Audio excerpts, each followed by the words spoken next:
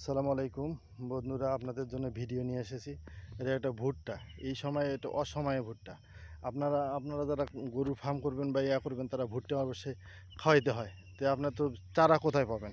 আপনি চারা যদি আপনি বাজার থেকে কেনেন, তখন এখন তো আর কৃষকের কাছে বীজ নাই যে হবে, যার ফলে এটা নিজেরাই চারার জন্যে।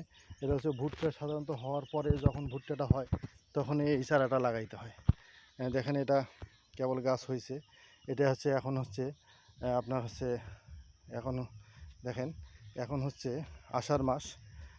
আষাঢ় মাসে এটা লাগানো হলো যে যাতে আপনাদের ইয়াটা ভালো হয়। দেখেন, আষাঢ় মাসেই আপনার এটা ভুট্টাটা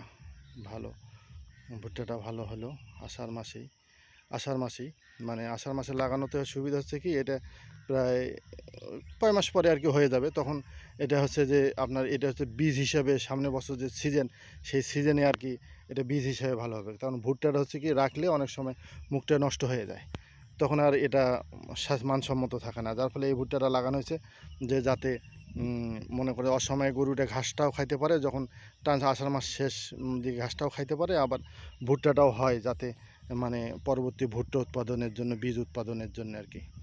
আশা করি আপনাদের ভিডিওটা ভালো লাগবে।